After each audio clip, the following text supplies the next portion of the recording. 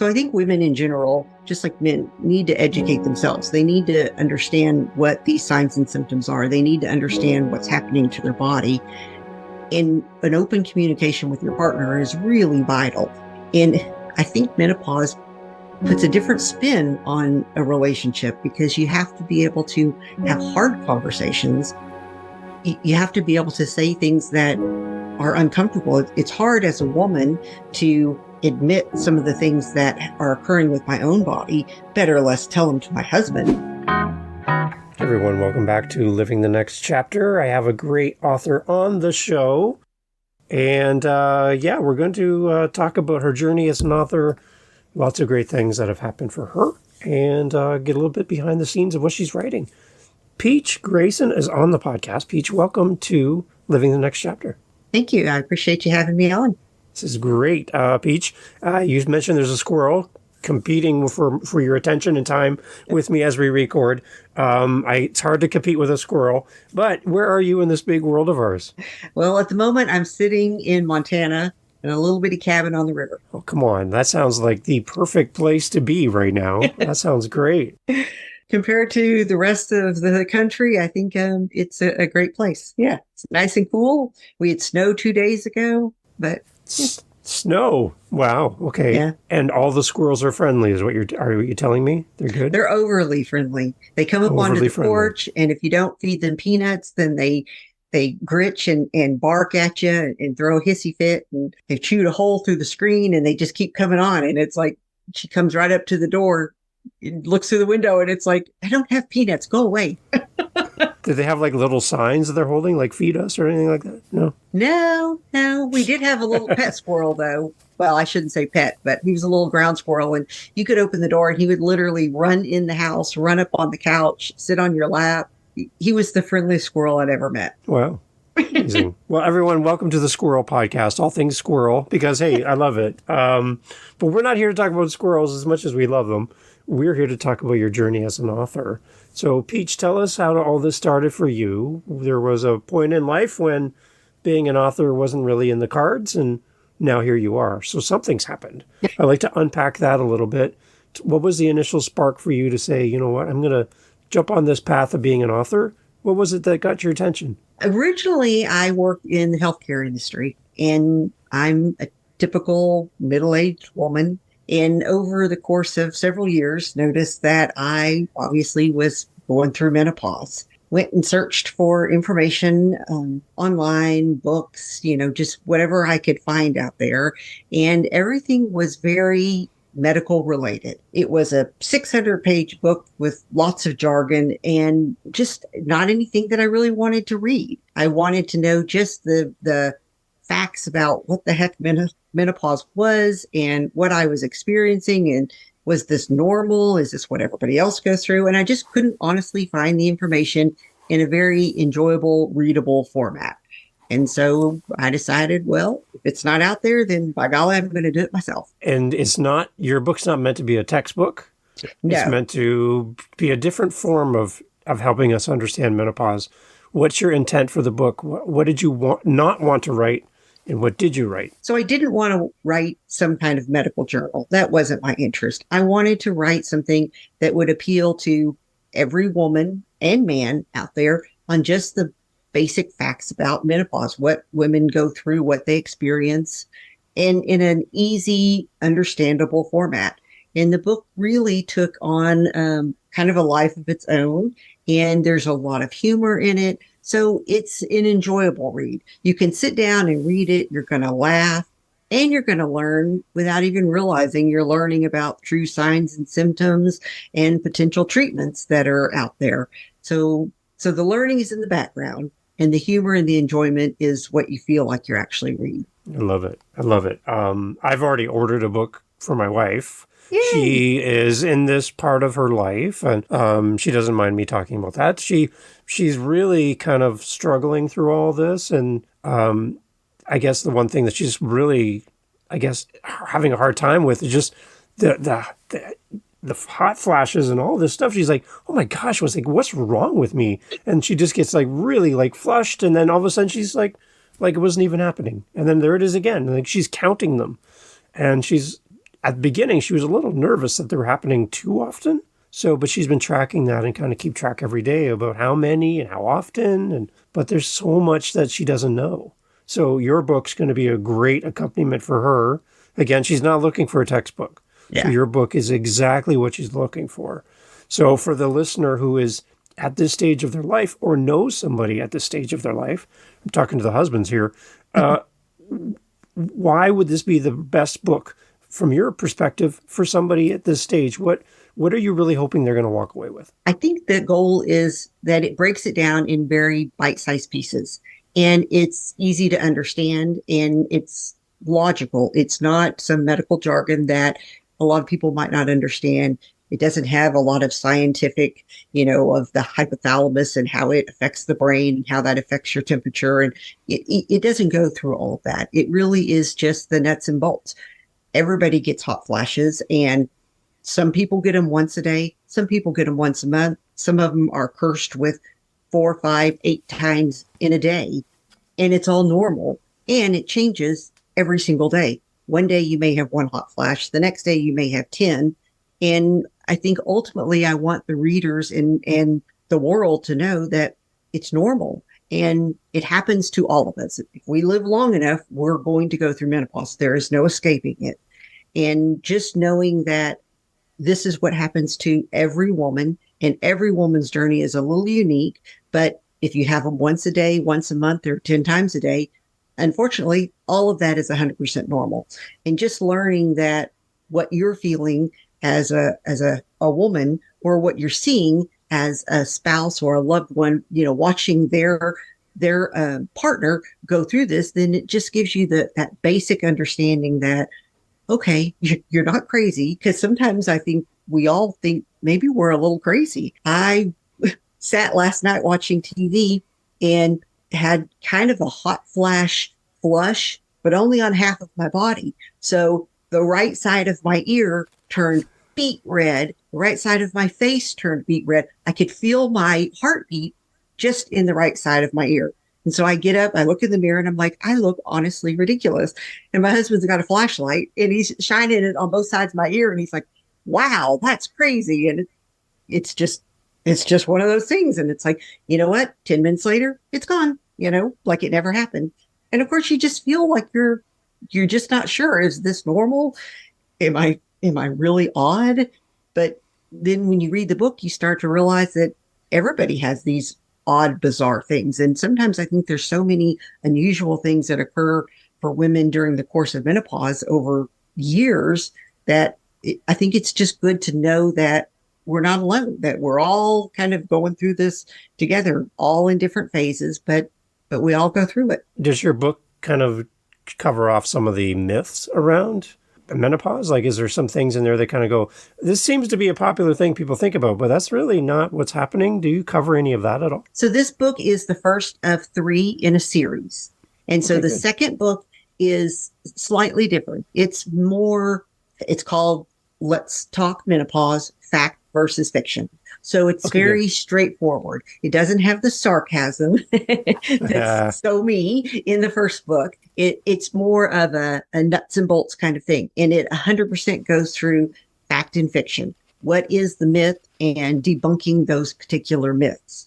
And it takes a very holistic approach to menopause on what the signs and symptoms are. And so it's really geared towards that reader who maybe doesn't want the comic of, the crazy adventures that we go through and the terrible things that happen that embarrass us. So it's more of just a fact and a fiction. So that book absolutely goes through myths and debunking those myths so that the reader can really understand what's true and what's not. Because sometimes we hear all kinds of things. And unfortunately, the science itself changes on a regular basis. So it kind of just follows that path on, today, what we know and how that affects women. Okay. And then the age range you brought up when we were chatting before, we kind of think of maybe a specific age range for people that are going through menopause. But when we were talking and what my research preparing for today, the age range is quite wide and broad for women going through menopause. Can you talk a little bit about the age range that people fall into? So ideally, I think the age would be 30 to 80. It encompasses almost all adult women and even women younger than 30.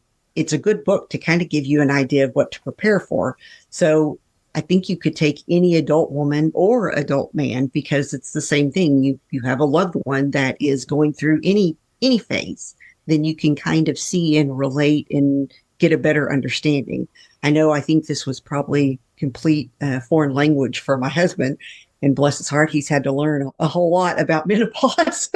Probably not anything he ever wanted to really know. But, when you're married to someone or you have a family member or a loved one, then you can see that in every aspect. And even when you're 70 and 75 and 80 years old, in the end, it never really goes away. Once you're technically postmenopausal, where you've made the hurdle and you're technically over the menopausal phase, you're postmenopausal forever until the day that you die. And so those decrease in hormones, the effects don't go away. The hot flashes kind of stabilize, but you'll hear women in their 70s and in their 80s say they still have hot flashes because we still don't have estrogen.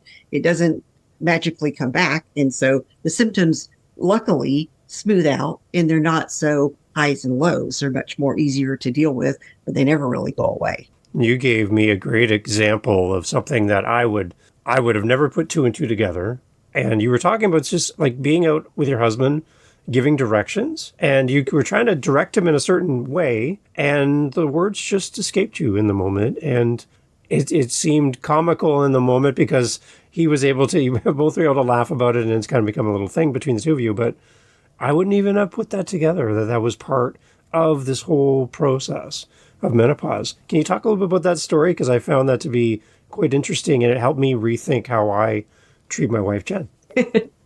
So I think brain fog, you'll hear people refer to it as brain fog, cognitive issues, memory issues.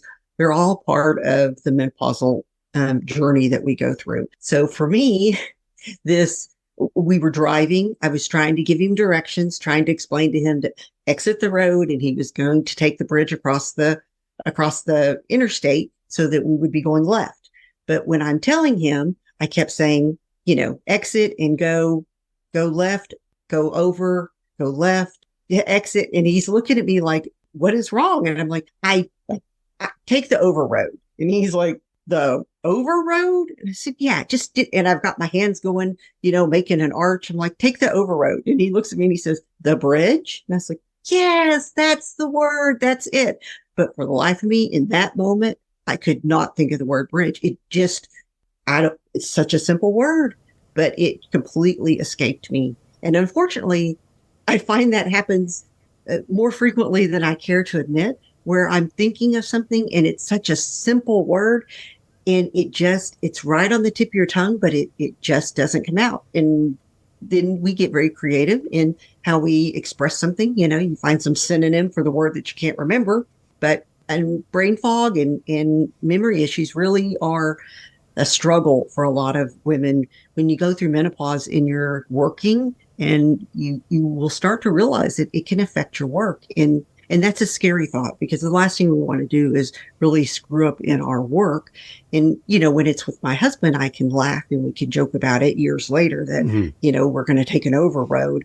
But when you're working and you can't think straight, or you have memory issues, or you have brain fog, anything that affects your cognitive abilities, it's really scary. I mean, the last thing we want to do is lose our jobs because somebody doesn't think we're competent. Yeah, that's a great point. It's a really good point. What other things can we as husbands and partners, what can we do to be more sympathetic, more helpful in the moment, to be that good, solid, caring person in the relationship? What other things can we do to be more aware and helpful?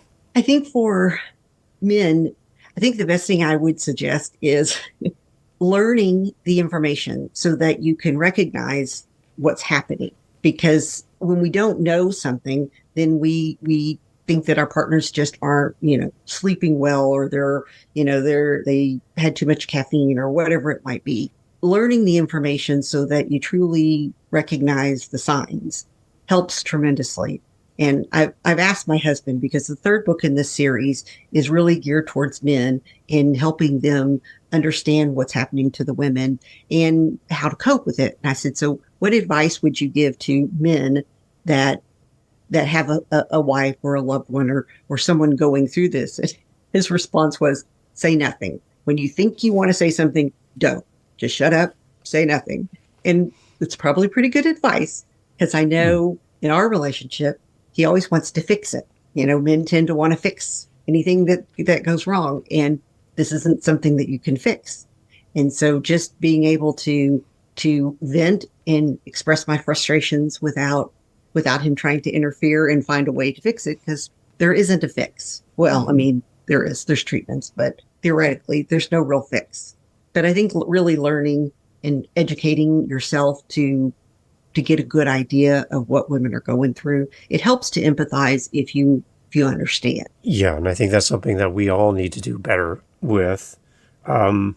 Is there, from a female point of view, what else is going on mentally through the early stages of menopause? Like, is there a brain thing happening as far as maybe a signal that there's a change of life happening, and that we're hanging on to our youth and we're like, wait a minute, this is too early. I'm in my 30s. Like, I thought this would be my 50s, 60s, like later on, but it's happening so early. Like, is there something happening behind the scenes for the amazing women in our life that are like, feels like it's too young for this? Well, unfortunately, the change it takes 10, 20 years total from beginning to end. And you'll find women in their 30s that are starting to have perimenopausal symptoms. But I think a lot of times they don't realize it because, like you said, they all think, oh, no, I'm too young. Menopause is another decade away. But unfortunately, it's not.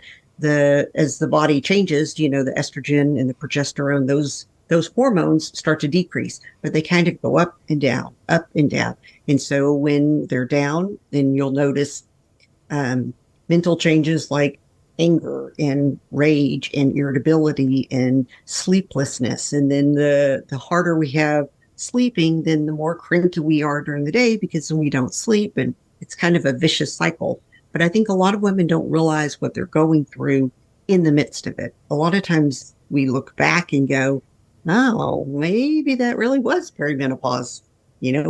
It's not a switch where one day we flip a switch and go, oh, today I'm in menopause, and yesterday I wasn't. And Right. so it's hard to recognize those signs. We all work 40, 50, 60 hours a week. Most people have, kids and baseball and all these different activities. And so we chalk it up to everything life related.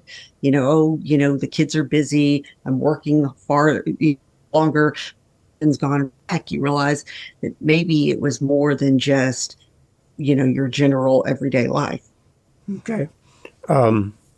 So from the woman's point of view, then, understanding that the change is happening for them, how can they communicate better to their partner so that we as husbands can do our part in return?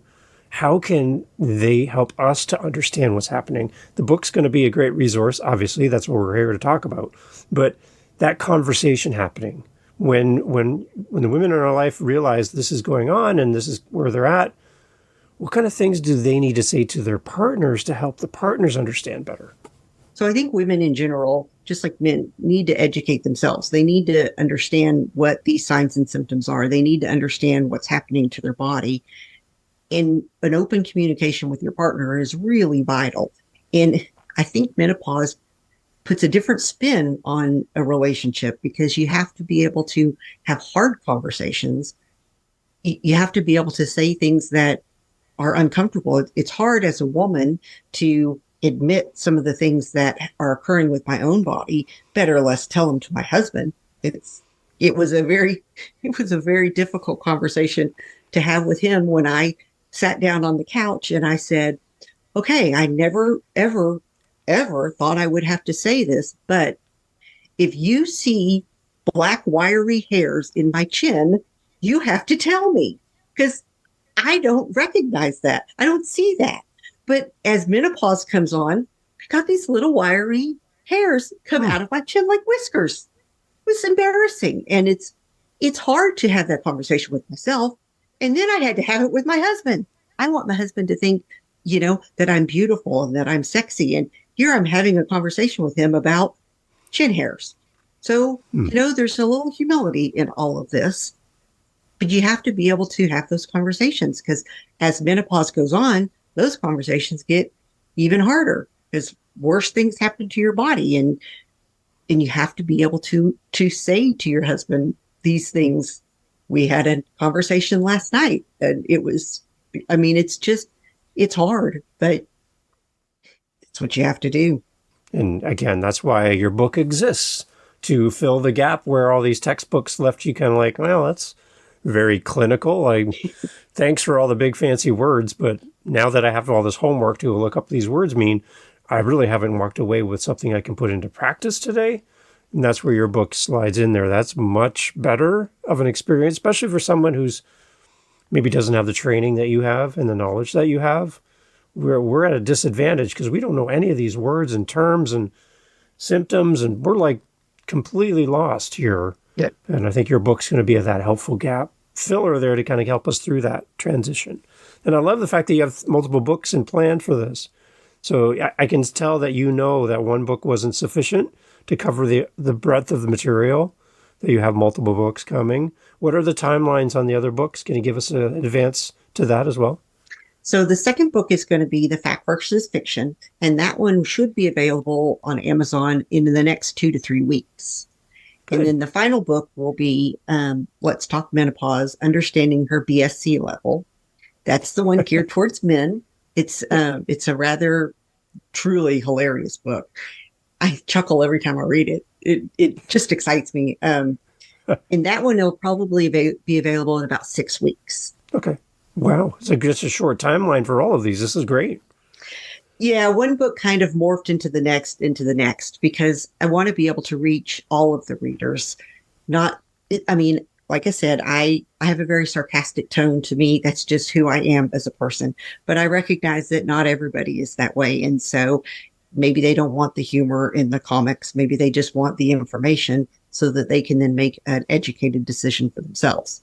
So I wanted to be able to reach all of the readers, young, old, those that like humor, those that don't, the men that probably don't want to know anything about menopause, but then on the other side probably realize, maybe I need to learn a little bit because my wife or my girlfriend or whoever, appears to be struggling with some things. So the goal is to really reach out to all of the readers out there.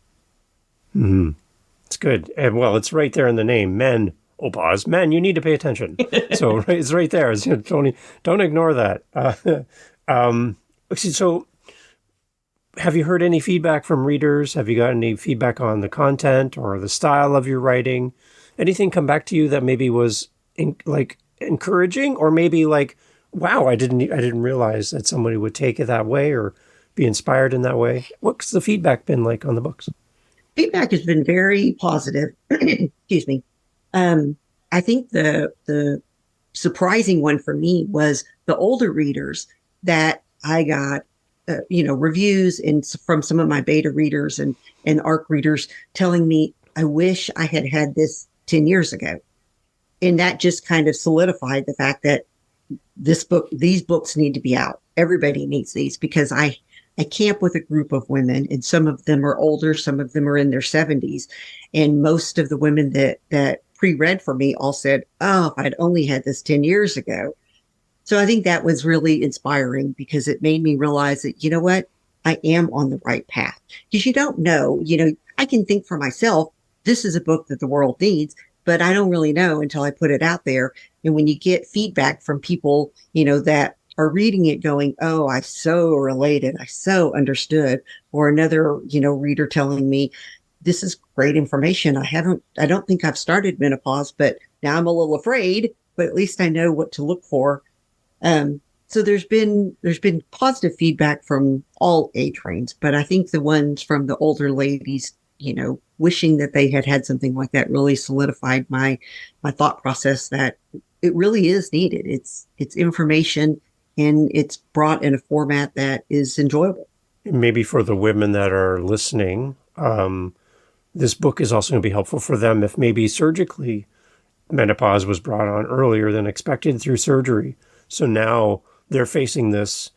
They've had to go through surgery, but now they're faced with menopause, and they're maybe younger than 30.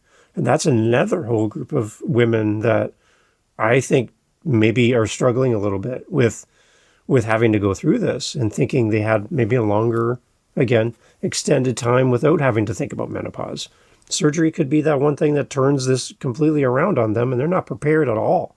So No, your book's going to be helpful, right? it will be very helpful. And it's really hard when you've had a hysterectomy, and if they take the ovaries, that's when Yeah. you basically are thrown into menopause instantly, the very day. Yeah. And so it's really a challenge because they didn't have the mental ability to prepare for it. And then surgically, just one day, they are truly in menopause. It is a switch for them. And unfortunately, when you have women who've had hysterectomy and you've left the ovaries, then they tend to go into menopause earlier than if they had gone into menopause naturally, even though the ovaries were still there. And so it's a whole different ball game for them. Sometimes their symptoms are more severe, and it's interesting because the idea is the ovaries were still there. They were supposed to go into menopause naturally. That's not really what we see in the field. These women end up going into menopause early, and then they have a much harder time with it. Peach, I want to put this into your lap here. I want you to talk to the audience as they're here listening. I obviously we're all going to go out and buy the book. Again, mine's on its way for my wife, Jen. But for those listeners that are here because of the title of the podcast, because of the title of your book, and they're here to learn more. What else are we not talking about here today that could really help someone in menopause right now? And again, looking for those resources like your book out there in the world. What's your message to them? How can we help them? What are we not talked about that you really think we should? I think for all of the women, whether you're 20 or 80, I think it's important to understand what menopause is because it is a very big part of life. And I do think that finding the information that's available, whether it's in this book or other literature, having conversations with physicians, I do think that there's a lot of different treatment options. And unfortunately, each doctor is different, and you can't expect to go to one doctor and get the same options from every doctor. And unfortunately, some doctors really aren't even interested in providing symptom relief, and that's frustrating. And I think for us women, we need to make sure that we have conversations with our doctors, and if we don't get the answers we want, that we realize we've got to go somewhere else. And it happens more often than I care to admit that we do have to go somewhere else. You might have been with your general practitioner for the last 25 years, but if he or she isn't interested in helping you through this journey, then it's time to find a new physician. And some physicians are very keen on menopausal treatments, on hormone replacement therapy, on homeopathic treatments, and others just aren't. And it's hard. It's hard to admit that maybe our doctor doesn't treat us as an individual as well as they possibly could. And it is hard to leave and go to another doctor, but I think we have to advocate for ourselves because nobody else is going to do it. Right. What are a couple of good questions to ask a doctor to kind of help us determine if this doctor is the best for us through our menopause journey? I think asking your physician what treatment options they typically prescribe. The problem with hormones are they change every single day. So if you go into your doctor at 8 o'clock on a Monday morning and you have your hormone levels checked, they might be X. If you go in 3 days later at 3 o'clock in the afternoon, they might be Y. And that doesn't mean that you are or you aren't in menopause. It just means at that one particular moment, the hormone levels are what they are. And sometimes physicians only treat that number. They'll say, well, you're not in menopause yet. But the bottom line is, if you're symptomatic, then you have a right to some kind of treatment to help with those symptoms. There isn't anything that's going to stop your menopause, although there is a hormone replacement therapy that some women will take And sometimes they will actually go back onto a birth control pill and take hormones in that manner. Um, but when you're talking to your doctor, finding out what they typically prescribe or are willing to prescribe, and making sure that that physician is comfortable with whatever treatment you like. There's a lot of controversy on the HRT, the hormone replacement therapy, and you'll have physicians that will not prescribe it. And maybe it's contraindicated for some patients, but it isn't for all patients. So you really need to make sure that your physician is willing to prescribe whatever works for you. And you have to be able to try some different things, because whatever you get the first time might not work. And you want to make sure that the physician is willing to continue trying different avenues. Sometimes it's a vitamin deficiency. Sometimes it's just an iron deficiency. Um, Maybe it's magnesium. A lot of postmenopausal women really benefit from a magnesium supplement. Sometimes it's as simple as that. So I think when you have those conversations with your physician, making sure that they're open to all kinds of therapies, whether it be drug related or homeopathic, or, the lifestyle changes, different things like that. If you have trouble sleeping, your physician should be willing to help you with a sleep aid if that's necessary. But again, some of them aren't. And it's frustrating, because if you go in and you have a physician that says, oh, well, you're not in menopause yet, so there's really nothing I can do for you, then you leave feeling helpless. Like, okay, I'm just going to suffer every day. A lot of women will benefit from antidepressant, because depression and mood changes are a very significant part of menopause. And it's a temporary thing. It's not like you need to go on an antidepressant for the rest of your life, but some women really benefit from that antidepressant. And you'll get some physicians that just aren't willing to try that. And so I think when you talk to the physician, you really just have to make sure that they're willing to try whatever is necessary to make you live the best life that you can possibly live. And again, I love the fact that you have 3 different approaches to this topic, and you really focus in on 3 different areas, so that all 3 books together give you a really well-rounded picture of how all of us can kind of be there for each other through this menopause journey. And I'm so happy that you have this out in the world, Peach. As far as connecting with you, I'm sure there's going to be questions. Maybe somebody's looking for a guest speaker to come on, like a Zoom thing with a bunch of women that have questions, and be a speaker and an advocate and promote your book. But maybe there's someone looking for someone like you to come and speak to their group, virtually or in person. How do people reach out to you, and like, where do we find the books, all that information? Because I want to put that in the notes so people can connect with you. Where do we go from here, Peach, to be in your world? So the books themselves are on Amazon, and it's Amazon has a wide distribution. So even if you were to Google it, you can find it in other platforms like Barnes and Noble, a couple other things there, but they're all processed through Amazon. And there's an ebook and both a paperback. You can email me. My email is in the back of the book, and it's the email is Peach the writer with 2 T's at gmail.com. Okay. Funny little story, but for another day. And then Author Central through Amazon, there's an Author Central where you can follow. And if you just Google Peach Grayson, I should come up. Yeah. And you can see all of the books there. You can kind of see a little bit about my bio. And then last place will be my website, peachgrayson.com. That's so easy. There you go. And that's a very unique website, and I love your name, and I love that you have that availability for us. As we go, Peach, is there anything else you wanted to say to the audience that have bought your book, they're ready to press add to cart? Anything else you want to say to them before they make that purchase? I think I want to tell all of you how much I appreciate you taking the time to listen to this podcast, to listen to what I have to say. Hopefully you are buying the book or consider buying the book. And it gives you the opportunity to really educate yourself with what's happening, what's coming, what has already happened. And in the end, I hope it just gives you a good laugh and a better understanding. And hopefully we're building an overroad between the listeners and you as an author, and that overroad will respond with many people buying the book and supporting you. And I love your story. It makes me smile, and I'm really looking forward with great anticipation for this book to be in our home. And Jen's looking forward to reading through it. So thank you for writing this book and the other two. Peach, thank you for sharing all of your wisdom and knowledge with us.